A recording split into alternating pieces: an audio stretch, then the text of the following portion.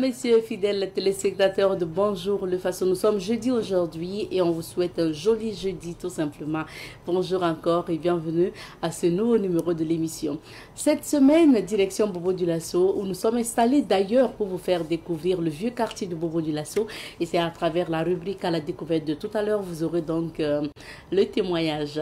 Alphonse Ouidrago va nous retrouver pour les informations à travers la revue de presse et plus tard on recevra notre invité du jour qui viendra nous parler économie. Comment justement en tant que jeune on peut lancer son business? Déjà parce qu'il est dans la formation, l'accompagnement pour le lancement de business et d'entreprise. Comment on peut gérer son business ou son entreprise pour ne pas tomber en faillite ou pour ne pas perdre l'entreprise quelques années plus tard. On parlera de tout ça avec M. Pic Bougoum qui est justement économiste de formation. Ça sera dans l'entretien du jour. Plus tard, on parlera de crypto-monnaie, de technologie blockchain et tout parce qu'il y a une formation à venir et M. Zonga sera là pour nous parler de cette formation. On s'installe confortablement et bien sûr, on capte Savane TV et on y reste jusqu'à 9 h pour Bonjour le Faso et la suite des programmes bien sûr. On part tout de suite et maintenant à Bobo-Dioulasso pour à la découverte. Lorsque vous partez au centre-ville de Bobo-Dioulasso, mosquée de Dioulasso-Ba, les vieux quartiers de Bobo-Dioulasso, et bien sûr vous avez la possibilité de retrouver des guides au pied notamment de la mosquée de Dioulasso-Ba qui vous propose de visiter les vieux quartiers de Bobo-Dioulasso. Nous vous y conduisons. Il suffit juste de nous regarder et on vous y conduit à travers le témoignage d'aujourd'hui pour la visite du jour. C'est lui qui a construit la maison. Pendant son arrivée ici, pour mieux s'installer, il fallait qu'elle se trouve au milieu de deux rivières. La première rivière là qui est à gauche qui s'appelle Sagnon. Et cette rivière là est sec maintenant qu'il ne coule plus. C'est une autre de ces rivières qu'on a donné à la plus grande Sinova, la Siné Sagnon. Et la deuxième rivière qui est à droite là-bas qui s'appelle Woué. Mais dans ce Woué, et nous avons le poisson sacré, le plus petit. Ceux qui voient à peu près matin la peuvent trouver à la mare au poisson sacré qui s'appelle Tafra. Nous, le nom de la ville de Bobo s'appelait Sia. Sia qui était le nom de la femme de celui qui a construit la première maison. C'est elle qui s'appelait Sia. Si nous voyons que ce nom a été trouvé sur la ville avant l'arrivée de Colomb, parce qu'elle avait plusieurs d'enfants qui habitaient ailleurs. Quand ces enfants-là voulaient venir rendre visite. Ici est la maison des fétiches, c'est-à-dire avant de faire les sacrifices d'année, c'est ici que le sage du village s'est réuni d'abord pour parler. Donc pendant les paroles de ces sages-là, ceux qui ne sont pas arrivés à 60 ans n'ont pas le droit de rentrer ici. Donc la personne attend dehors ou il reste chez lui. Parce qu'il est de ce il y aura le guido qui sera là. Non, pas l'âge de 60 ans. Voilà pourquoi on dit ici est la maison des sages. Où elle se remet réservée aux sages. Parce qu'à partir de 60 ans, on est sage ici. Chez nous, quand tu es sage, tu as droit à avoir une canne forcément, même si tu n'as pas mal au dos ou mal au pied, un truc comme ça. Voilà, parce que c'est le sage là qui doit porter les cannes. Les cannes là qui représentent leur corps en cas qu'ils sont morts. Donc, le moment de ces paroles, de ces sages là, le fait que tout le monde ne peut pas venir, le griot qui sera là, même s'il n'a pas 60 ans, et il va rester dehors, quand les vieux vont finir de parler entre eux, et il appelle le griot, il lui dit le nécessaire. C'est lui qui doit sortir avec son musulman en faisant le tour des vieux quartiers et il dit le nécessaire, ce que le vieux en dit ici. C'est-à-dire qu'il a un rythme spécial. Quand ce rythme-là, les gens, les habitants du village savent que le griot veut dire quelque chose concernant les habitants. On ouvre l'oreille pour attendre ce que les griots vont dire. Donc pendant les paroles de ces sages-là, et l'endroit que vous voyez ici, les autres là s'assoient autour, et là où le monsieur est assis, cette place est réservée au chef du village. Voilà, le chef du village, il y a son griot qui s'assoit à côté, parce que quand notre chef du village parle ici, lui ne parle pas fort. Il parle en bas, le griot qui répète en haute voix aussi. C'est que le chef du village dit. Donc si tu n'as pas 60 ans, tu ne t'assois pas. Non, tu ne dois pas rentrer même dans la maison pendant les paroles des sages. Voilà, nous on dit qu'il y a, nous on appelle ça les sacrifices d'année. Le moment que les sacrifices d'année doivent faire, donc ceux qui ont 60 ans, c'est seulement qui ont l'accès.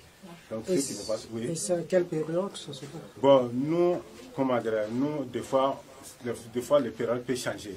Sinon, cette année-là, on l'a fait au mois surpassé. Voilà. Après les récoltes. Voilà, après les récoltes.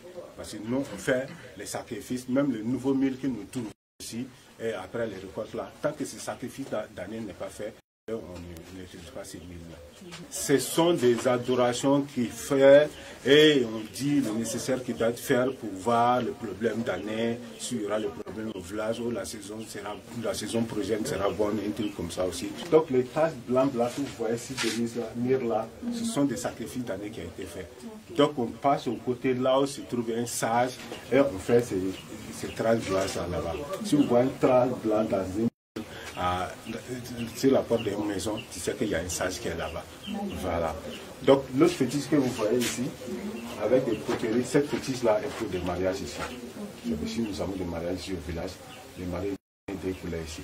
Un pour madame et un donne la fétichère. C'est le féticheur qui va y connaître ça, c'est la fétiche. Ce que vous voyez derrière là avec les trous là est pour la protection.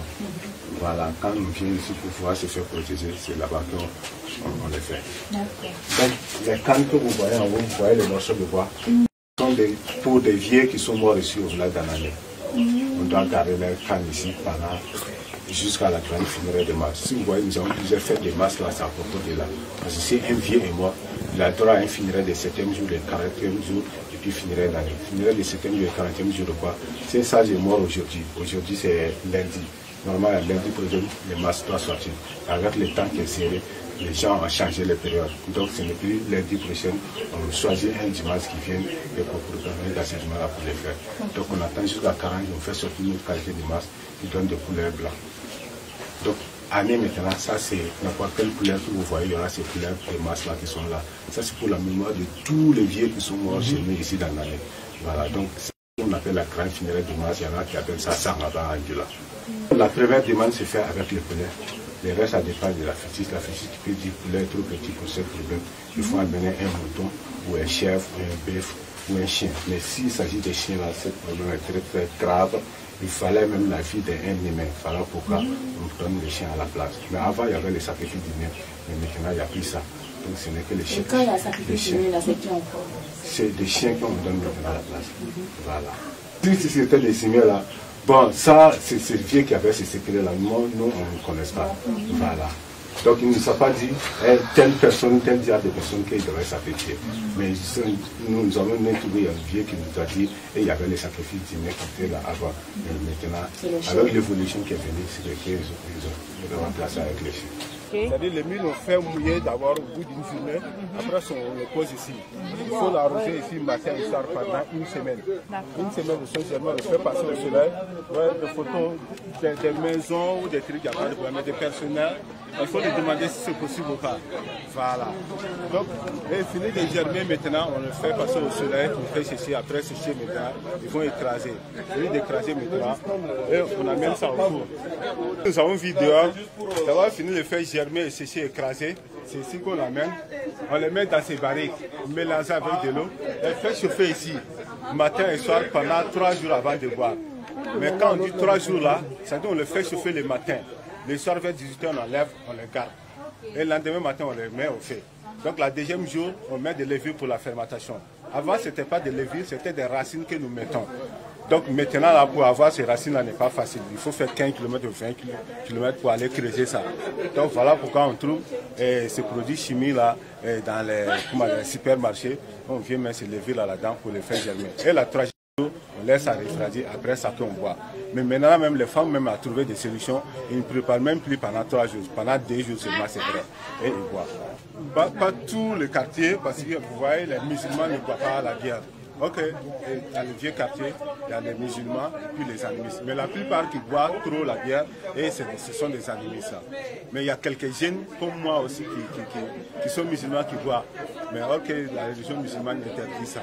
Voilà.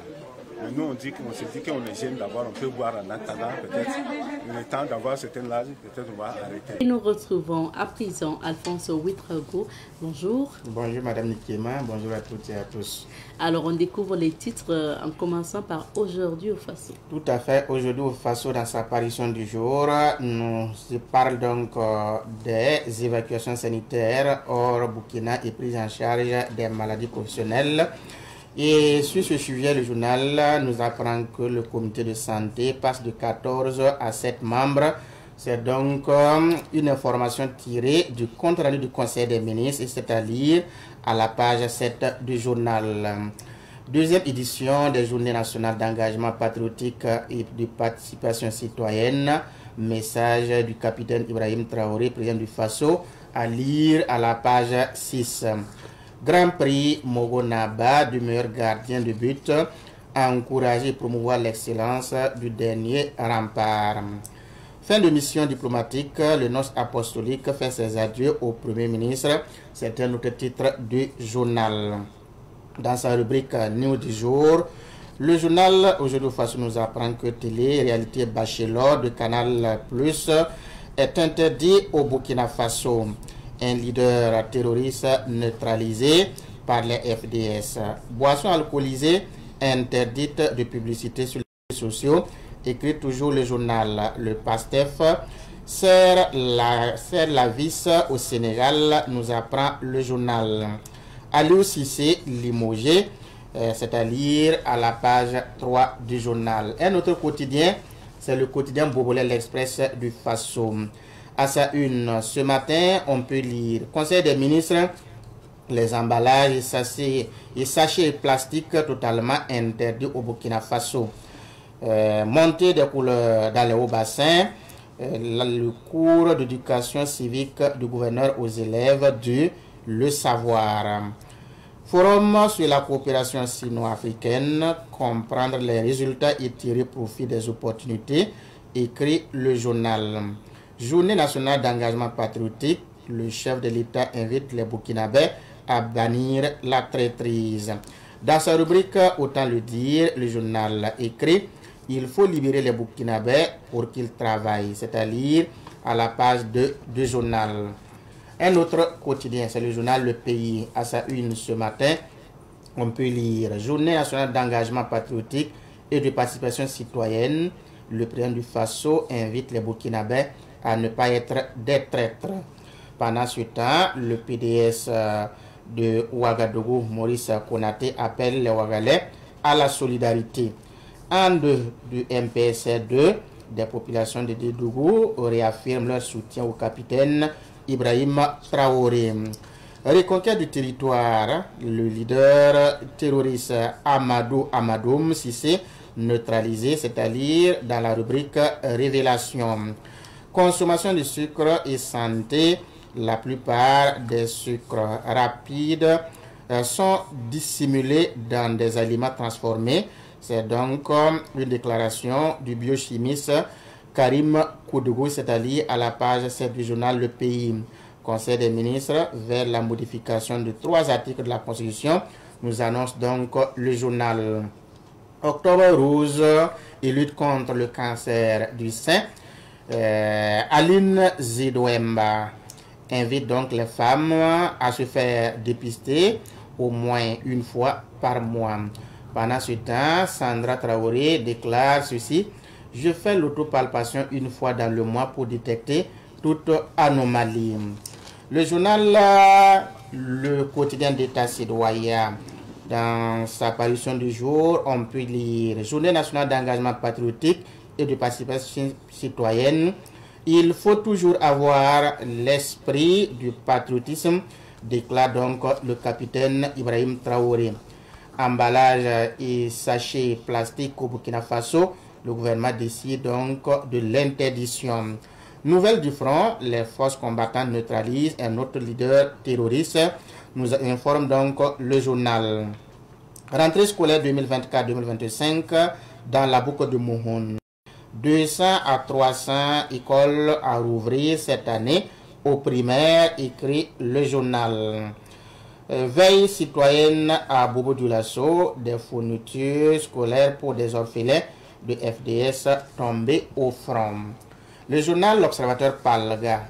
Aujourd'hui, on peut lire à la une projecteur. Ces enfants peintres de l'art contemporain, c'est à lire à la page 6.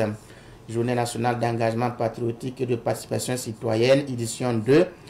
IB et la phénoménologie de la traîtrise, c'est-à-dire à la page 3. Emballage et sachets plastiques au Burkina, interdiction totale dans 6 mois, écrit le journal. Encadrement des lions de la Teranga, El Tactico quitte la tanière, nous annonce donc le journal. Complot présumé de coup d'État au Bénin, Olivier Boko et Oswald Omeki formellement inculpés, écrit le journal, c'est-à-dire dans sa rubrique Regard sur l'actualité. Merci bien pour ces titres. On revient sur quelques sujets d'actualité. On démarre bien sûr par quelques points du Conseil des ministres d'hier. Les emballages et sachets plastiques totalement interdits au Burkina Faso. Tout à fait, c'est ce qui est donc ressorti hier dans le compte rendu du Conseil des ministres. Et c'est en lien avec donc au titre du ministère de l'Environnement que cette décision a donc été prise. L'idée est véritablement de lutter donc contre les emballages et les sachets plastiques. On sait que ça pollue l'environnement, ça c'est un. En plus de ça, ça appauvrit encore le sol parce que ces sachets plastiques, en tout cas, ne donnent pas ou ne contribuent pas à avoir des sols propices pour l'agriculture. Donc, il y a beaucoup d'autres paramètres, des questions même peut-être liées à l'assainissement. Quand vous remarquez des caniveaux sont bouchés, par moment, vous allez vous rendre compte que c'est des tonnes de sachets plastiques, des emballages qui ne peuvent pas être, qui bloquent en tout cas le passage de l'eau. Tout cela amène donc le gouvernement à revenir sur cette question. Mais il faut rappeler que en tout cas au dernier gouvernement de Blaise Compaoré, cette question avait été traitée en son temps par le ministre de l'Environnement Salif Ouedraogo. Il a beaucoup lutté pour qu'on arrive donc à intégrer les sachets joués donc biodégradables, des sachets qui ne sont pas comme ces sachets plastiques que nous voyons aujourd'hui, parce que ces sachets-là ne contribuent pas à polluer l'environnement, à appauvrir nos sols, ne nous créent pas de soucis. Donc, je pense que cette fois-ci, le gouvernement a voulu faire mieux que ça, en annonçant donc l'interdiction de ces sachets plastiques et les emballages. Une période de 6 mois a donc été accordée à toutes ces personnes-là qui mènent comme activité dans ce secteur de pouvoir écouler les stocks et faire en sorte qu'il n'y ait plus d'importation de ces sachets plastiques et ces emballages-là.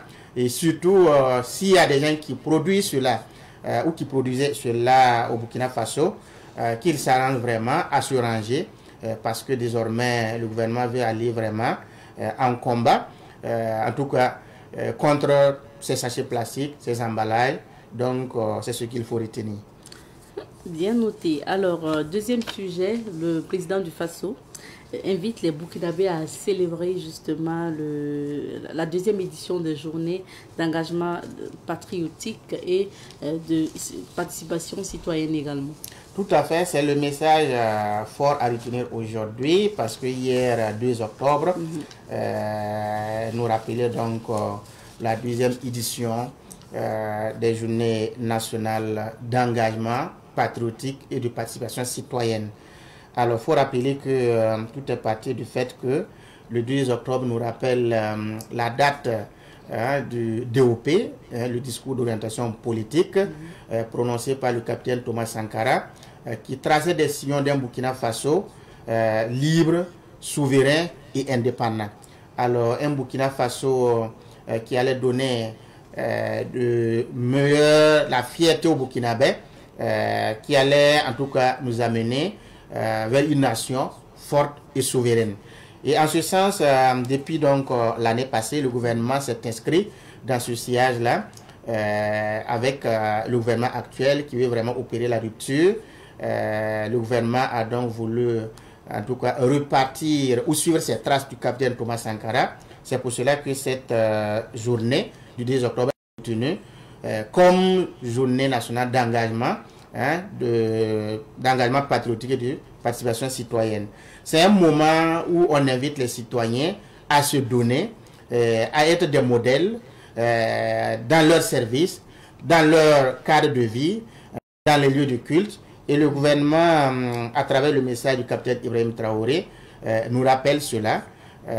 Et je crois qu'il a invité les citoyens durant donc cette période, parce que ça commence du 2 octobre jusqu'au 16 octobre. Donc 2 semaines en gros, pour tout un chacun de pouvoir poser des actes allant dans le sens de la citoyenneté, bien faire, être civique, être des exemples.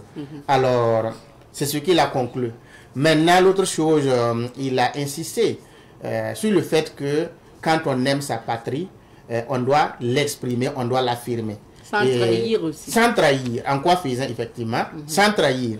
Alors, avant d'arriver donc à la traîtrise, comme il a qualifié, il a montré qu'il y a des ennemis, des gens qui n'aiment pas leur patrie, des gens qui sont prêts à détruire la vie de certains Burkinabés, des gens qui sont prêts à vendre même leur pays, et ça, ce n'est pas normal. Donc, qui est cette personne-là qu'on peut qualifier de traître? C'est ce que je viens de dire. Ce sont ces personnes-là qui sont prêtes à collaborer avec l'ennemi et à donner des informations à l'ennemi, à être des espions, à faire de l'espionnage pour l'ennemi, à être vraiment des acteurs qui vont accompagner l'ennemi à détruire leur patrie. Ces personnes-là sont qualifiées de traîtres et ça, c'est la traîtrise. Donc, le capitaine Ibrahim Traoré ajoute encore ceux qui peuvent fournir, par exemple, de logistique, de matériel logistique à l'ennemi pour qu'ils détruisent leur patrie, ce sont des traîtres. Ceux qui peuvent aider l'ennemi à détruire militairement, économiquement leur patrie, sont des traîtres. Et ça, tout un chacun, chaque Burkinabé qui aime son pays, qui veut vraiment affirmer son esprit de patriotisme, doit se démarquer des comportements de ce genre. Et je pense que le message est clair. Et à l'occasion donc de ces 2 semaines de journée d'engagement patriotique et de participation citoyenne, une invite est faite donc à tout un chacun de réfléchir et de savoir que aucun pays ne peut avancer si en tout cas dans ce pays il y a beaucoup de traîtres, il y a beaucoup d'ennemis, il y a des gens qui veulent être jouer pour l'ennemi, être des valets locaux pour l'impérialisme. Ce pays-là ne peut pas se développer. En conséquence, et mieux, dans certains États, sont qualifiés de crimes les plus graves ces personnes-là qui se mettent à l'œuvre pour aider l'ennemi à détruire leur pays, ces personnes-là qui se mettent dans la traîtrise. Ces choses-là sont à bannir dans certains États, en tout cas pour un État qui veut avancer. Et il a aussi parlé du fait qu'il y a des gens qui abandonnent leurs fonctions au moment où le pays a toujours besoin d'eux. Tout ça, ça rentre dans le cadre donc de la traîtrise. Un exemple, quand votre pays est en guerre et que vous êtes un militaire ou un homme de tenue, et c'est en ce moment que vous décidez d'abandonner, ben, on peut vous qualifier de traître parce que vous avez laissé le pays, abandonné le pays au moment où le pays avait besoin de vous. Et ça, ce n'est pas bien pour quelqu'un qui se réclame donc patriote. Donc, je pense que ce cours d'histoire et ces exemples visent vraiment à appeler les Burkinabés à se ressaisir. C'est vrai que l'esprit est vraiment de libérer notre pays. L'engagement du gouvernement y est, mais la contribution aussi et la sincérité des Burkinabés doivent accompagner pour que nous arrivions donc à venir à bout de ce phénomène de terrorisme. Et je pense que ces messages du président transmis notamment par les ministres qu'on a pu écouter ça et là à travers les montées de couleurs nous préparent aussi à ce qu'on va entendre certainement samedi prochain lors de son grand oral. Tout à fait. Alors, on termine par l'actualité internationale et on s'intéresse au Sénégal. L'entraîneur Aliou Cissé a été remercié. Oui, l'entraîneur Aliou Cissé a été remercié après quelques années passées donc à la tête de la sélection nationale avec des trophées aussi parce que c'est sous donc son magistère que le Sénégal a remporté sa première coupe de la CAN en 2021, joué donc au Cameroun. C'est le Sénégal qui a remporté donc la CAN. Donc c'est un monument Hein, il est un monument au niveau donc du football sénégalais. L'histoire retiendra qu'il a posé vraiment des actes inoubliables. Alors, la Fédération sénégalaise de football a effectivement annoncé hier qu'elle n'allait pas renouveler son contrat parce que dans son contrat, il avait une option de renouvellement d'1 année. Malgré le besoin qui est là, malgré les enjeux, la Fédération sénégalaise de football n'a pas voulu donc renouveler. Pourquoi est-on arrivé à cette décision? On peut quand même essayer d'en parler parce qu'à la dernière CAN jouée en Côte d'Ivoire, le Sénégal a joué contre la Côte d'Ivoire et ça s'est soldé par un but partout. Ils sont allés donc à la prolongation jusqu'au tir au but et c'est la Côte d'Ivoire qui a donc gagné. Cela est resté comme une tâche, en tout cas dans le parcours de Aliou Cissé durant donc cette compétition. On retient encore que pour la Coupe du Monde, les éliminatoires qui ont commencé, au niveau donc de leur groupe, le Sénégal est deuxième, derrière donc le Soudan. Ça aussi, ça ne donne pas une bonne image, en tout cas pour Aliou Cissé. L'autre chose, c'est au niveau des éliminatoires pour la CAN 2025 au Maroc. Le Sénégal étant dans le même groupe que le Burkina Faso, a fait match nul face donc aux Étalons à domicile. Ça aussi, ça n'a pas plu beaucoup aux Sénégalais. On a toujours en image lorsque le Burkina Faso a égalisé, Aliou Cissé a appelé quelques joueurs au moment donc du match où il donnait donc des instructions. Les gens ont suivi les gestes du capitaine Sadio Mané, le geste de Sadio Mané, voilà, il n'est pas le capitaine, qui n'a pas voulu donc mettre en œuvre les instructions données par le coach. Donc les gens ont commencé à avoir à l'esprit que est-ce que on ne pourra pas, son départ n'est pas imminent. On peut dire que désormais c'est chose faite. Mais ce qui étonne davantage, c'est que Aliou Cissé vient de publier la liste des joueurs convoqués pour le match, la double confrontation pour les éliminatoires de la CAN 2025 contre le Malawi. C'était prévu donc du 11 et puis le 15 octobre, je crois.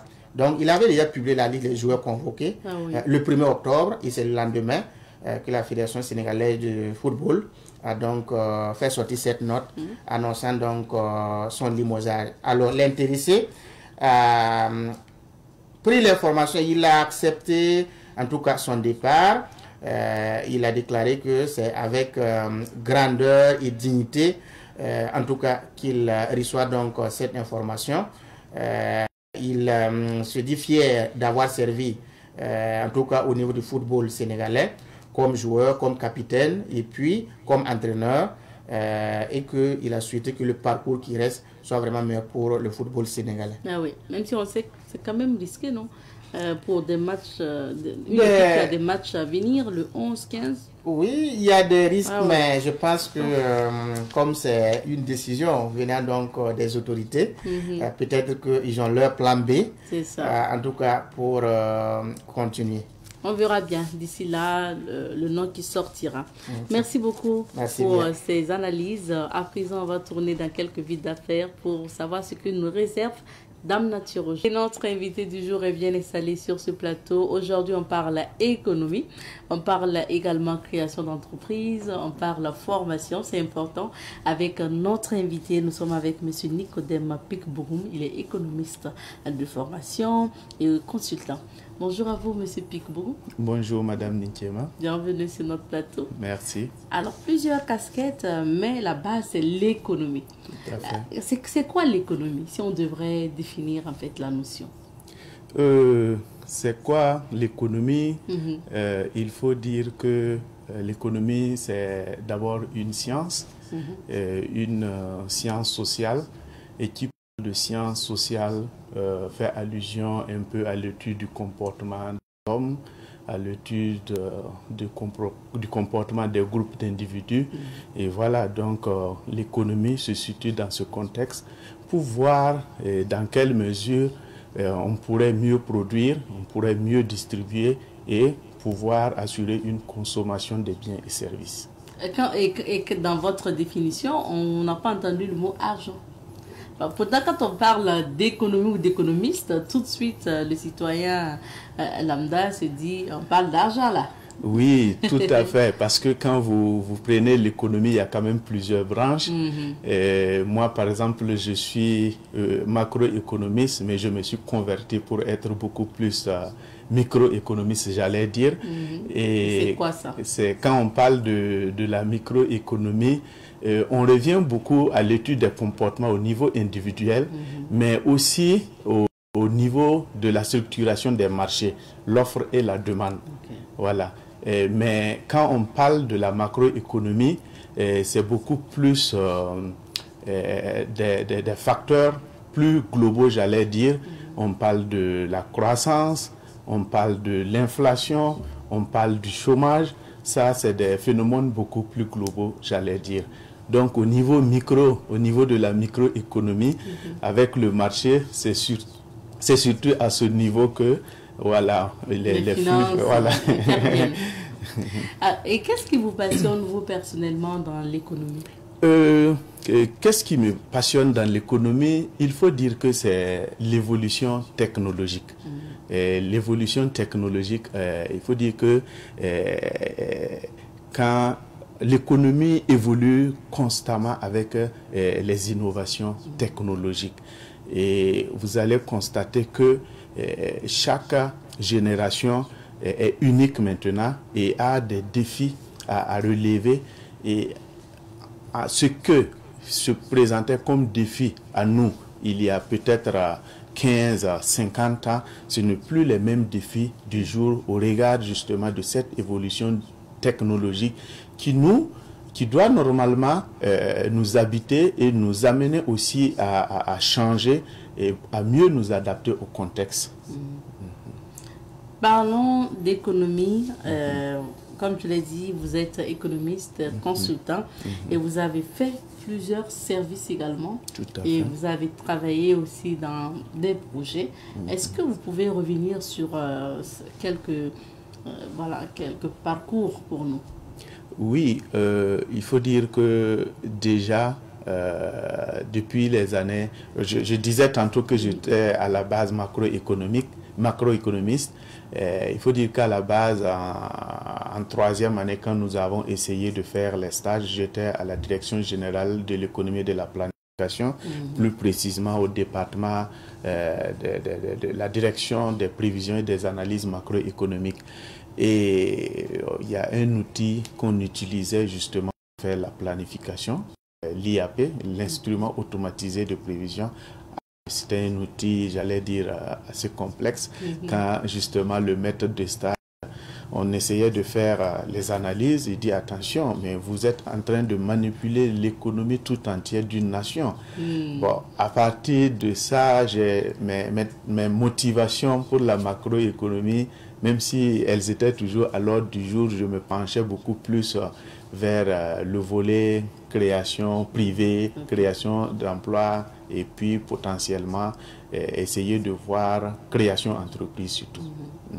Mais après ça, quand vous intégrez carrément la fonction, après les études? Après les études, j'ai commencé d'abord avec les cabinets d'études, voilà, où par exemple le tout premier cabinet, je salue au passage la société d'études de conseil d'assistance multisectorielle SECAM. Alors là, j'ai commencé aussi avec un stage avant de couper la fonction de poste d'économiste. Après ça, on a créé un département qu'on appelle département appui conseil, où j'ai été responsable. Et dans le même département, il y a quelques projets qu'on a conduits, des projets de parrainage, des projets d'accompagnement des promoteurs. Voilà. Et après, justement, j'ai travaillé dans une ONG internationale qui pilotait un projet qu'on appelle le projet VIM. Et là-bas, j'étais le responsable des chaînes des valeurs. Voilà. Avant maintenant de partir aussi pour d'autres projets, toujours en collaboration avec des structures où j'ai coordonné des projets sur des technologies, j'allais dire agricoles, mais aussi coordonné des projets agricoles. Avant de me lancer définitivement en 2020 à mon propre compte, où j'accompagne les entreprises, les collectivités territoriales et aussi je suis dans le domaine de la restauration. Ah oui, d'accord. Se lancer à son propre compte, du moins travailler pour soi-même, avoir votre cabinet notamment. Et concrètement, quand on parle d'accompagnement pour la création d'entreprises et autres, comment ça se passe? Pour la création d'entreprises, il faut dire... Et la gestion, non? Oui, et la gestion aussi. Bon, la création d'entreprise, c'est d'abord qu'on puisse accompagner l'individu à détecter ses talents, ou bien s'il a déjà, parce qu'il y a beaucoup d'entreprises aussi qui existent, mais qui évoluent dans l'informel, c'est de voir dans quelle mesure on pourra justement les accompagner à justement pouvoir formaliser l'entreprise. Et là, la formalisation, ça se fait au niveau de la maison de l'entreprise, au niveau du CEFOR. Alors, nous constituons le dossier pour le promoteur, voilà, et nous, en fonction en tout cas du statut juridique qu'il veut donner à l'entreprise, nous pouvons l'accompagner directement, ou bien s'il veut mettre carrément en place des sociétés d'action, là, il faut souvent l'intervention du notaire pour la rédaction des statuts et des actes de notaire. Okay. Voilà. Mais au niveau de mais avant, nous les accompagnons justement à travers des formations, voilà, pour que peut-être ils améliorent leur idée de projet, ou bien qu'ils trouvent même leur idée de projet. Et il y a un volet aussi gestion, où nous leur accompagnons à la gestion simplifiée comptable, à la gestion financière, à la planification, au marketing, voilà, avec tout un ensemble d'outils pour leur faciliter justement une meilleure gestion de l'entreprise. Et à travers la formation, je vois que vous êtes aussi dans plusieurs domaines. Elle a dit qu'au sein du cabinet, on retrouve justement plusieurs profils. Oui, qui puissent apporter le savoir, la formation aux participants. Oui, il faut d'abord un cabinet, en fait, en termes de ressources, il y a les ressources internes, mais il y a aussi des ressources externes. Okay. Voilà, et le cabinet, généralement, ce que nous faisons lorsque nous avons un projet ou bien une étude ou une formation à réaliser, nous faisons appel aussi à des consultants extérieurs, voilà, qui ne sont pas forcément des permanents de l'entreprise. Et donc, ça fait que justement les profils sont variés et en fonction du besoin, nous faisons appel à ce profil si à l'interne nous ne l'avons pas. Alors, parlons de création d'entreprise, création de business ou lancement donc de son projet. Quand on dise les jeunes aujourd'hui veulent bien voler de leurs propres ailes, mais la difficulté, c'est lorsque justement on se lance, comment trouver les finances souvent pour monter son entreprise. Ok. Déjà à ce niveau pour les finances, ce que j'aime conseiller aux jeunes entrepreneurs, c'est vraiment d'essayer de commencer petit. Il faut commencer petit et déjà à travers le business plan que nous leur accompagnons. Souvent, on a des idées, on a des projets, j'allais dire, surdimensionnés. Et pour un début, pour quelqu'un qui n'a pas une bonne expérience, la gestion même est difficile, telle qu'en soit les outils qu'on vous apporte. Il faut aller pas à pas. Et à ce niveau, il y a plusieurs portes, en tout cas pour accéder au financement. Bon, si on peut déjà à notre niveau, même si les ressources ne sont pas assez régulières, d'essayer de faire même son propre apport personnel à travers des cotisations ou de l'épargne. Voilà, on peut aussi passer avec les prêts bancaires. Voilà, bon, souvent là-bas c'est assez compliqué parce qu'on demande justement des garanties. Mais je pense aussi que l'État a fait beaucoup d'efforts sur ce plan en mettant en place des aides, des prêts et j'allais dire des subventions publiques. Voilà, déjà il y a plusieurs fonds qui étaient disponibles. Et il y a également, quand je prends par exemple au niveau de la jeunesse, les différents fonds qu'on avait disponibilisés, il y avait le fonds d'appui à l'initiative des jeunes, le fonds d'appui au secteur informel, le fonds d'appui le fonds d'appui à la à la promotion de l'emploi, mais aussi il y a un fonds aussi pour accompagner à la formation, le fonds d'appui à la formation et à l'apprentissage professionnel FAFPA. Et il y a pas mal de structures publiques où l'État a disponibilisé justement des fonds pour accompagner les entrepreneurs, qu'ils soient au niveau, j'allais dire, à leur début, ou bien ils veulent améliorer leur affaire. Mais je dis toujours, il faut vraiment cet accompagnement-là, il faut vraiment ce suivi-là, il faut apporter les outils nécessaires et aller vraiment pas à pas, justement, avec ces promoteurs de projets. Il y a ceux-là qui ont leur idée et qui cherchent les moyens, mais il y a d'autres même qui veulent bien entreprendre, mais ne savent pas vers quoi aller ou qu'est-ce qu'il faut pratiquer comme activité. Est-ce que votre accompagnement aussi se trouve à ce niveau? Tout à fait. Je disais tout à l'heure que, par exemple, il y a un module qui a été disponibilisé par le BIT, le Bureau international du travail. Okay. Ça s'appelle GERM. Et par exemple, moi je suis formateur GERM, avec justement ce module, les potentiels entrepreneurs, nous essayons de les accompagner d'abord à trouver leur idée de projet. Souvent, les gens ont des idées et ces idées sont vagues et nous les accompagnons pour les amener à mieux restructurer et à justement voir la faisabilité de leur idée. Parce que tu peux penser l'idée et en couchant l'idée, quand tu vas faire les analyses, et en collectant toutes les informations nécessaires sur le marché, tu peux te rendre compte qu'elle n'est pas forcément une bonne idée. Et le marché, tu n'as pas un bon marché ou bien la pénétration du marché peut causer problème. Mais donc, il faut vraiment que tu essaies d'abord voir comment ton idée va fonctionner sur le marché avant vraiment de te lancer. Donc, nous, à travers justement cette formation, on revient sur, j'allais dire, c'est comme si on étudiait justement cette idée, on essayait de diagnostiquer davantage pour voir est-ce que ça tient. Parce que ce qui ne tient pas sur le papier, c'est pas évident que sur le terrain, ça puisse tenir. Donc, déjà, c'est ce premier volet. Après ça, si c'est effectivement la bonne idée, nous accompagnons à la création de l'entreprise et nous avons ensuite la gestion même en tant que telle où justement nous essayons d'encadrer le promoteur, nous essayons de l'accompagner pour une meilleure gestion. Et généralement, quand les jeunes viennent à vous pour de l'accompagnement, pour la création d'entreprise ou pour lancer leur business, quelles sont les autres difficultés qu'ils évoquent? Les difficultés sont beaucoup plus, j'allais dire, des difficultés financières.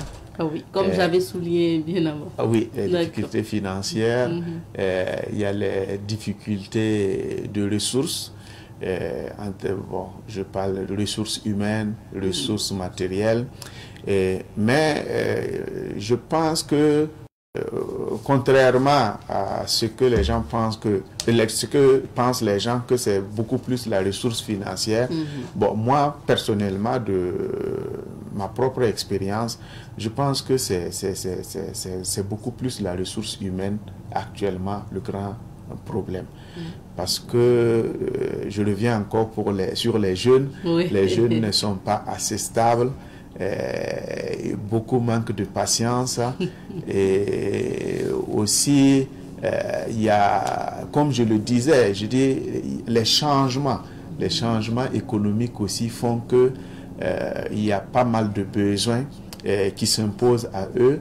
Et à vouloir forcément suivre ces tendances, à vouloir forcément être justement à la page, souvent on ne prend pas le temps nécessaire pour se former, voilà, pour peut-être mieux comprendre l'environnement de l'entreprise. Et vous allez voir beaucoup de jeunes, ils vont passer d'entreprise en entreprise en pensant que bon, ici il y aura un meilleur traitement, mais à la fin ils se rendent compte que c'est les mêmes réalités. Il faut beaucoup plus de la patience, il faut beaucoup plus j'allais dire, de la motivation, et il faut aussi beaucoup d'écoute et d'apprentissage. La formation est très capitale, j'allais dire, parce que de nos jours, on dit que oui, la matière première, mais avec l'évolution technologique, on a compris, même si vous avez toute la matière première qu'il faut, si vous n'avez pas les connaissances et la technologie nécessaire pour transformer ces matières premières, vous seriez toujours derrière les autres. Et donc, il faut vraiment accompagner les jeunes, il faut les former et il faut qu'ils acceptent aussi se former. Parce que nous sommes dans un monde de technologie et tant qu'on n'a pas cette formation requise, là, c'est difficile de très bien faire les choses.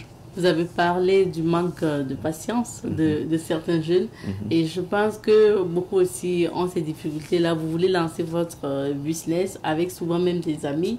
Bon, c'est pas sûr qu'ils soient prêts à se sacrifier au même titre que vous et souvent ça peut décourager certains également parce qu'il y a des gens qui veulent tout de suite et maintenant les résultats ou le gain.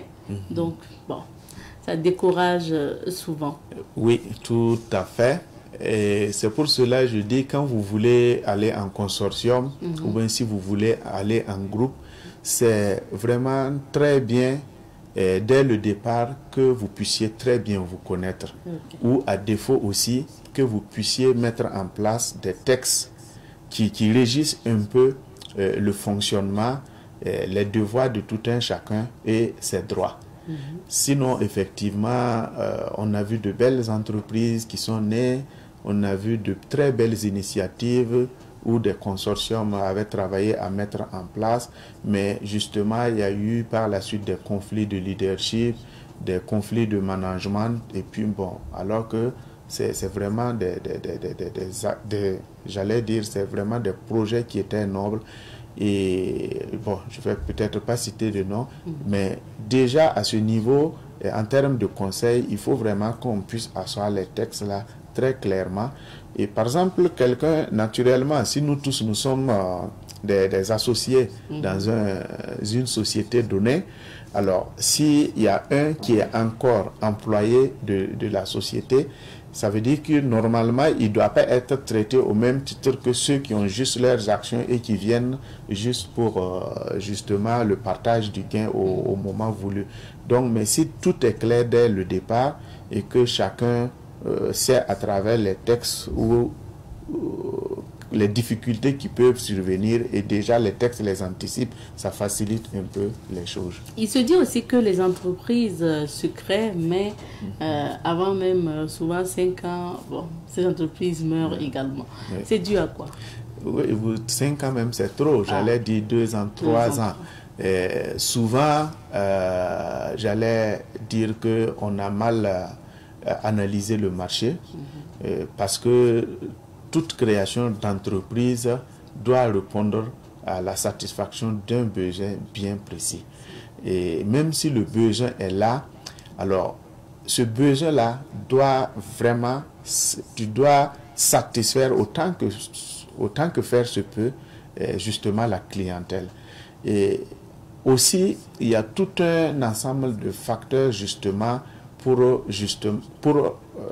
l'évolution de l'entreprise. Tantôt, nous avons parlé de l'entrepreneur lui-même qui doit avoir justement les capacités nécessaires.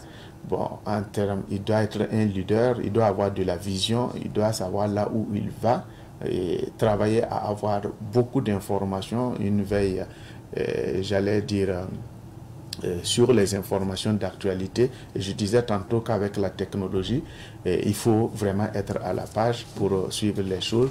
Alors, donc, et aussi la patience dont nous avons tantôt parlé, parce que les choses ne changent pas d'un clic et du jour au lendemain.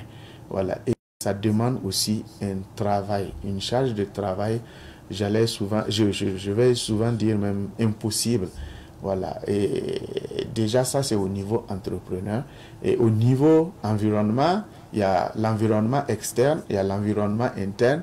Au niveau de l'environnement interne, il faut savoir manager les ressources, que ce soit au niveau matériel, que ce soit au niveau humain, que ce soit au niveau financier. Bon, quand tu veux justement consommer plus que ce qui rentre, à un certain moment, ça va être compliqué. Si tu n'as pas la bonne ressource aussi pour travailler à satisfaire davantage tes clients, à un certain moment, ça va être compliqué. Et il y a l'environnement externe aussi qui est là, qui influence en économie. Quand on fait les analyses, on dit que toute chose étant égale par ailleurs. C'est des fins simplificatrices pour faciliter les analyses, mais les choses ne sont jamais égales par ailleurs.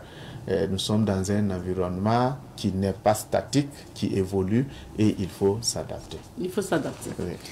On parle de formation et on a compris à travers l'échange avec vous qu'avant même de se lancer dans l'entrepreneuriat ou lancer son business, c'est important de se former.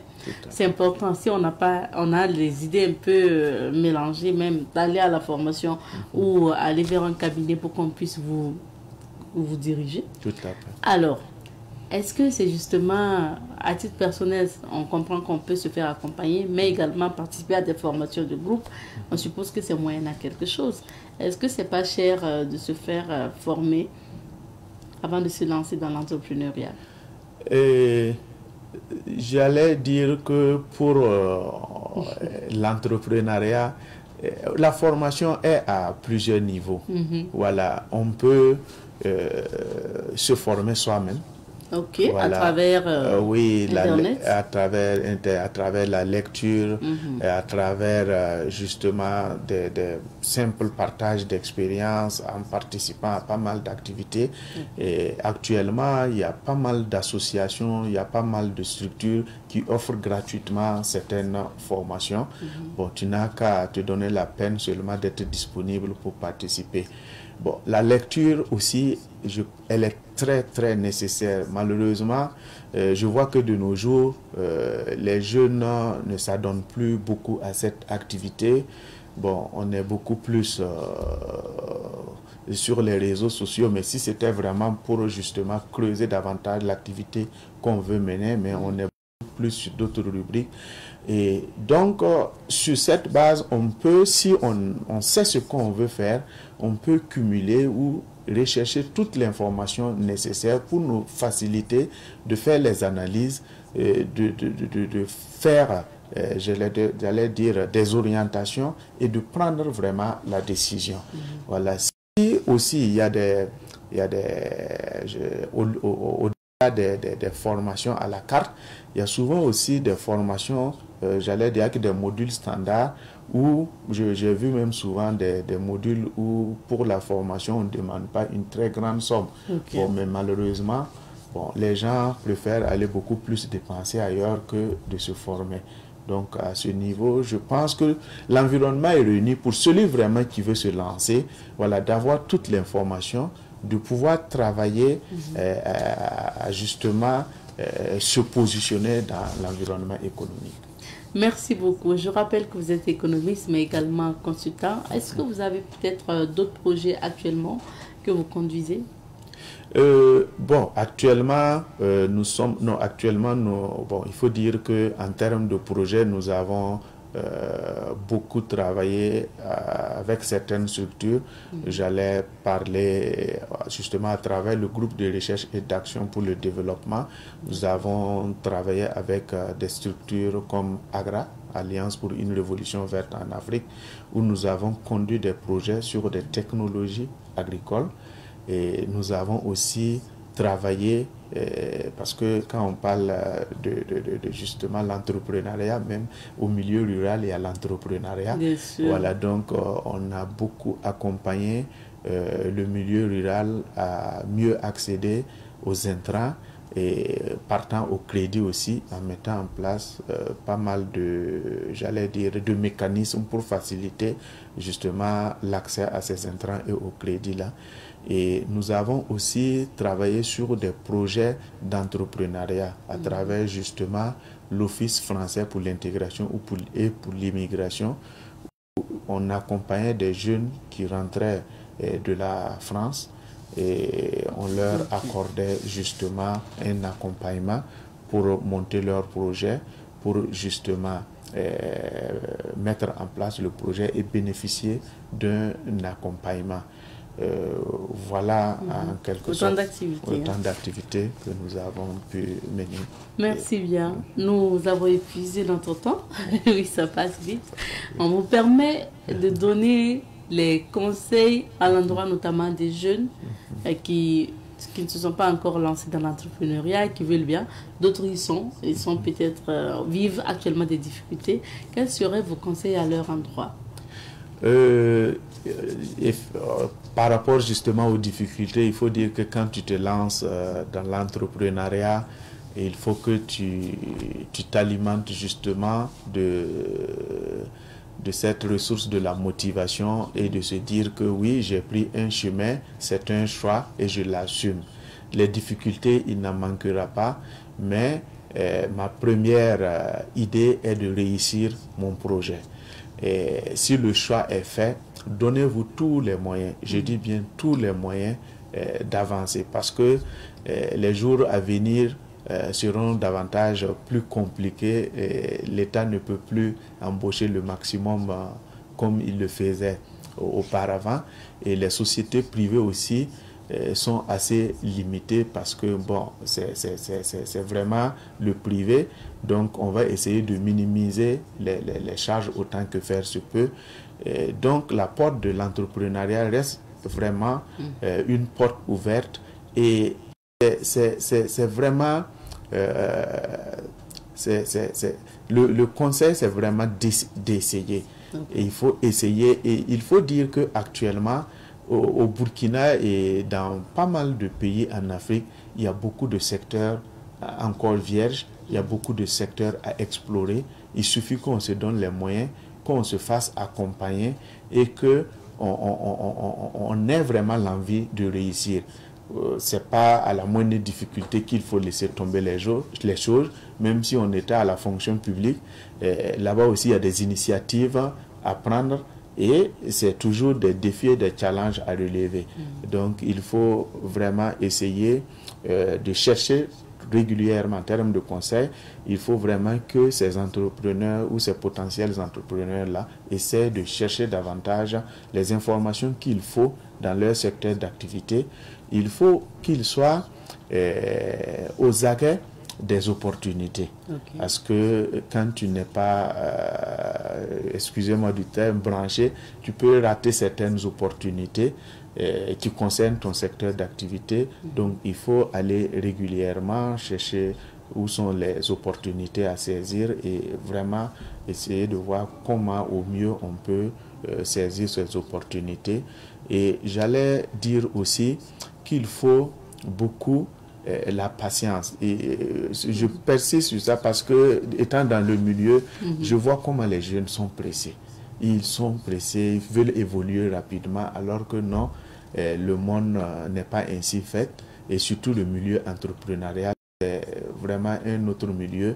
Il faut de la patience, il faut de l'engagement, il faut de la motivation et il faut aussi un minimum, j'allais dire, comment je vais qualifier ça, un minimum pas de sagesse, mais de discipline. Okay. Un minimum de discipline. Pour être bien organisé. Pour être bien organisé. Merci beaucoup pour ces conseils. Merci beaucoup de nous avoir éclairés sur le sujet. Et je rappelle que nous recevions sur ce plateau M. Nicodème Pikbouroum. Il est économiste et consultant. On va s'arrêter ici pour l'entretien d'aujourd'hui. On marque une petite pause et on revient. Bien sûr, pour la suite de l'entretien, pour la suite de cette émission, nous allons maintenant parler de crypto-monnaie et de formation. Nous sommes avec Amidou Zonga, conférencier, écrivain et formateur, bien sûr. Bonjour à vous, M. Zonga. Et bonjour, Mme Nikema. Bonjour aux téléspectateurs de Savane TV. Alors, merci et bienvenue. On parle de formation, formation sur la technologie blockchain, formation sur les crypto-monnaies et pour cette reprise, pour la rentrée également, c'est la rentrée des formations. Effectivement, on est là encore pour parler de formation, on est là pour parler de compétences pratiques et utiles pour se préparer, pour recevoir ce qui arrive dans quelques jours. Et là encore, nous sommes là pour partager les bonnes informations stratégiques, parler des tendances vraiment du marché de la crypto-monnaie et surtout des opportunités énormes que chacun devrait se positionner maintenant pour saisir. Et nous sommes déjà à la 6e édition de la grande édition, de la grande session de formation pratique et complète en blockchain et crypto-monnaie. Et franchement, actuellement, tout se profile très très bien. Et comme la semaine passée, nous étions là pour faire le bilan général donc, de la grande conférence internationale face au blockchain et crypto week summit. Et c'est à l'issue donc de cette conférence internationale que nous avons décidé d'organiser donc cette 6e édition de la grande session de formation complète au profit non seulement de tous les participants au FASO Blockchain and Crypto Week Summit, mais aussi à toute la population, à un prix forfaitaire, donc promotionnel, donc pour permettre aux participants, à toute la population vraiment de saisir cette opportunité unique pour avoir des compétences pratiques sur la crypto-monnaie, parce que la crypto-monnaie, c'est l'information en première position et la formation pratique. Sans formation, même si votre frère vous parle de crypto-monnaie, s'il vous plaît, ne vous y engagez pas, parce que c'est un monde qui nécessite des compétences, des connaissances pratiques. Bon, je profite en même temps pour faire une parenthèse, parler vraiment de la qualité de ma voix aujourd'hui parce que je suis enrhumé. C'est ça, meilleure santé à vous. Merci. Parce que je parle dans mes narines, c'est pas dans mes habitudes. Mais donc, on met l'accent actuellement sur la formation pratique pour dire aux gens que tout est fait prêt à l'heure là. Et nous vous attendons parce que ce qui arrive dans les prochains mois sur le marché de la crypto-monnaie, c'est quelque chose qui est énorme. Donc, depuis janvier, nous sommes là avec vous, grâce à votre soutien également. On parle de la formation, on sensibilise, on éveille les consciences, les esprits des gens pour qu'ensemble, on puisse apprendre quelque chose de nouveau qui va encore apporter un plus dans notre vie. Faire la crypto-monnaie ne t'empêche pas de faire autre activité. La crypto-monnaie, c'est une source d'investissement, donc une source de revenus passifs. C'est très important. C'est comme la bourse traditionnelle que nous connaissons tous, la bourse de Londres, la bourse de New York, la bourse de Tokyo. Et tout ça, avec l'évolution de la technologie, on arrive à faire ce qu'on appelle la finance décentralisée avec les monnaies numériques, les monnaies virtuelles, qui permettent à tout un chacun, avec des connaissances pratiques, de pouvoir se positionner afin de recueillir ce qui lui revient de droit. Et quand on parle des marchés financiers, il faut de la compétence, il faut des connaissances, il faut se former. Et c'est pourquoi nous, on a pris 5 bonnes années, d'abord pour faire des recherches approfondies sur l'industrie de la crypto-monnaie, pour se convaincre d'abord que ce n'est pas de l'arnaque, ce n'est pas de l'esprit tel que le commun des gens ici au Burkina Faso et partout d'ailleurs dans le monde le pense. Et on a publié 2 livres en 2022. Le premier livre intitulé « Les crypto-monnaies, devenir riches maintenant, demeurer pauvres à jamais ». Et en 2024, on a lancé le 2e livre dédié à la crypto-monnaie intitulé « L'école du Bitcoin et autres crypto-monnaies ». En rappel, je suis auteur de 7 livres et 2 livres dédiés à l'industrie de la crypto-monnaie. Et j'ai pris 5 bonnes années pour faire ces recherches-là. Ça me fait comprendre aux gens que, généralement en Afrique, nous avons ce qu'on appelle... en tout cas, un virus donc de la paresse qui fait de telle sorte que les gens cherchent à comprendre quelque chose, avoir l'esprit de la patience pour mener des enquêtes, des investigations pour comprendre quelque chose. Très souvent, on bombe sur l'affaire là sans aucune connaissance, sans aucune expérience et après, ça devient compliqué et on accuse inutilement. Alors que la démarche scientifique voudrait que l'on soit patient et soit méthodique dans ses travaux de recherche et nous, c'est ce qu'on a entrepris. On a pris d'abord l'initiative de faire des recherches, mener vraiment des études scientifiques pour chercher à comprendre d'abord c'est quoi Bitcoin, c'est quoi blockchain, c'est quoi crypto-monnaie, et comment ça fonctionne, comment ça opère, et quelles sont donc les méthodologies, les stratégies qu'il faut adopter pour pouvoir prendre position sur le marché et profiter. Et quand on a compris tout ce mécanisme-là, on a décidé d'écrire un livre et partager ça connaissance aux populations. Et maintenant, on sort encore de façon publique pour dire aux gens, venez pour qu'on se forme. Parce que je pourrais me m'asseoir comme ça et puis, parce qu'il y a très souvent, il y a des gens, ils suivent une formation 2 semaines, 3 semaines et après ils sortent, ils lancent des formations pour dire que lui connaît. C'est des bêtises. Voilà. On ne peut pas former un pilote en 1 mois et il va transporter 1000 personnes dans un avion. Donc, parlons justement de la formation à venir. Quels sont les modules que vous avez retenus? Oui, les modules de formation, c'est vraiment tout ce qui concerne l'industrie de la blockchain. On va leur apprendre comment créer le compte, comment sécuriser, comment faire des analyses fondamentales, comment savoir sélectionner les meilleures crypto-monnaies pour y investir. Parce qu'après formation, moi je donne tout le temps 10 crypto-monnaies pépites gratuitement. en réalité, beaucoup de ceux qui font des formations même ne donnent pas de crypto-monnaies. Ils ne vous encouragent même pas d'abord même à dire achetez cette crypto. Ils vous donnent juste l'information de base et après ils vous disent chacun allez faire des recherches sur les crypto-monnaies selon votre conviction. Mais nous on prend l'engagement, après vous avoir donné tous les modules de formation et en bonus, en cadeau, on vous dit voici une liste de 10 cryptos sur lesquelles vous pouvez aller investir et tester. Je vous dis que rien que la semaine passée, il y a quelqu'un qui a fait un investissement de $1000 à la formation passée là. Et la semaine passée, quand le marché a fait juste un petit bond haussier, eh ben, ces $1000 sont venus à $2500. Il a fait combien de réalisations? Donc tout ça, c'est faire comprendre aux gens qu'il faut avoir l'information. Et surtout, les bonnes pépites. Ce n'est pas toutes les crypto-monnaies qu'il faut acheter. Souvent, vous attendez l'histoire des pi. Bon, je suis sûr que beaucoup actuellement se sentiront visés, mais souffrez d'entendre que... souffrez parfois d'entendre des avis contraires à ce que vous croyez. Voilà. Il faut suivre des formations, parce que très souvent, quand quelqu'un dit que lui, il connaît la crypto-monnaie, quand tu lui demandes c'est quoi, il va dire pi. Rien qu'avant-hier, quelqu'un m'a envoyé une vidéo dans un groupe privé où il y a une conférence de Pi Network ici. Après, c'est ceux-là après qui sortent et qui vous disent que oui, je connais la crypto-monnaie sans formation. Et après, maintenant, c'est des problèmes. Faites-vous former. Et quand on va dire à quelqu'un Pi, là, c'est pas un projet qui va te... Ils vont te dire, hey, ouais, tu te formes, tu pas banque, ça va te faire banque. Différent de crypto-monnaie, n'a pas pour souvent, tu peux voir une nourriture, tu mets dans ton ventre là. C'est bien beau, hein. Tu mets dans ton ventre, mais tu vas souffrir dedans. Puis, il y a eu tu aimes que tu me donc, venez, on se forme. Il faut savoir même choisir. Voilà, pour avoir les et à travers la formation, bien sûr, c'est déjà donner l'information, comme vous le dites. Oui. Et puis, accompagner les personnes individuelles. Parce qu'il y a des gens qui se disent, c'est la première fois vraiment de toujours entendre parler de ça ou ne connaissent pas vraiment. Oui. Est-ce que même quand on ne comprend pas français, on peut quand même participer à la formation? Oui. Même quand on ne comprend pas français, tu n'as pas de diplôme, tu peux venir à la formation. À partir du moment où tu sais compter 1, 2, 3, et puis le minimum, tu sais lire et écrire ton propre nom, parce que ce n'est pas un domaine où on te dit non, il faut avoir le diplôme, il faut avoir un niveau, non. Il y a des gens même qui sont avec nous qui n'ont même pas le CEP, qui n'ont pas le BPC, mais qui aujourd'hui ont investi des millions de francs CFA dans la crypto-monnaie grâce à nos formations. Il y a des gens, nous on a formé des agriculteurs, on a formé des éleveurs, on a formé des financiers, on a formé des magistrats, on a formé des entrepreneurs, des grands commerçants. Tous les profils, on ne peut pas tous citer. On a formé des enseignants, on a formé des journalistes. Et tout ça, c'est pour faire comprendre aux gens que quand on regarde les niveaux de tous les participants, vous savez que quelqu'un qui n'a même pas un CEP et qui aujourd'hui a un compte crypto et arrive à acheter lui-même ses propres crypto-monnaies à partir de nos formations.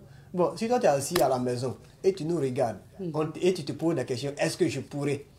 Ben, mon frère, viens essayer voir.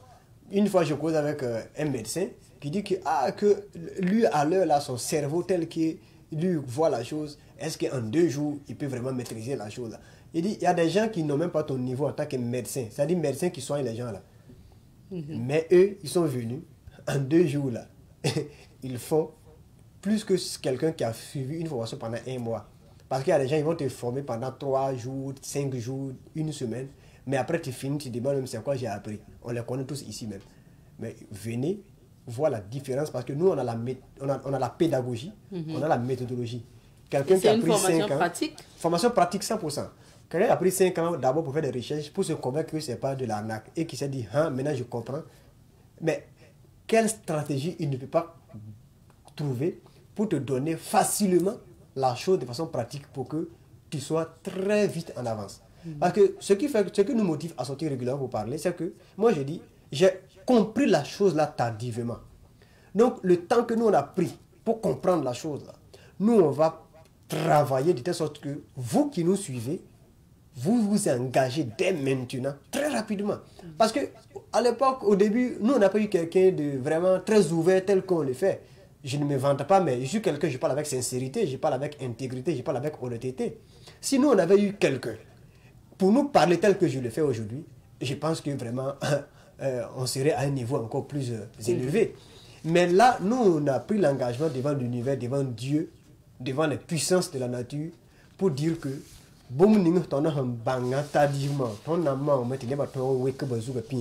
donc si tu nous suis actuellement et que tu te bornes l'esprit pour te mettre en retard, c'est ton problème. Parce que je sais que dans les prochains mois, à partir de fin 2024, début 2025, c'est en ce moment que vous allez commencer à entendre beaucoup parler de Bitcoin dans les médias. Nous, on a parlé de ça là à ceux qu'on a formés depuis janvier. Hein. Ils savent ce qui arrive fin 2024 et 2025. Et ils savent exactement ce qui va se passer sur le marché également dans les médias de masse. C'est en ce moment-là que vous allez écouter les médias occidentaux qui ont commencé à crier Bitcoin, Bitcoin, crypto, crypto, crypto. Il y a un monsieur qui était assis sur Savannah FM là, qui parlait de crypto, mais je l'ai négligé. Aujourd'hui, comment faire pour avoir son contact? Comment faire pour entrer en contact avec lui? Si tu nous suis, fais ton possible. Ce week-end, c'est la formation pratique, 100% pratique. Venez. Il faudrait apprendre la crypto-monnaie de façon sérieuse, de façon professionnelle, à un prix forfaitaire. Donc, je vais anticiper. Les conditions, justement. Donc, les conditions de participation à cette formation, c'est tout simplement débourser l'unique somme de 35 000 francs CFA au lieu de 197 000. Pourquoi on l'a fait à ce prix? Je l'ai précisé rien que la semaine dernière, pendant qu'on faisait le bilan ici à la télé.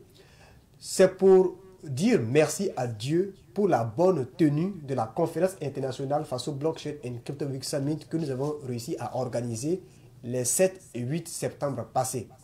Parce que c'est un événement que nous avons médité pendant plusieurs années et nous avons travaillé sur le plan métaphysique, sur le plan gnostique, sur le plan spirituel pour que cela puisse se concrétiser.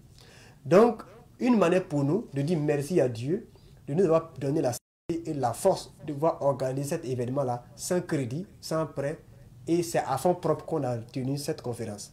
Et en même temps, dire merci aux participants, c'est-à-dire à toutes ces personnes qui ont pris l'initiative de venir vers nous pour apprendre vraiment des informations importantes, capitales, stratégiques pendant la conférence.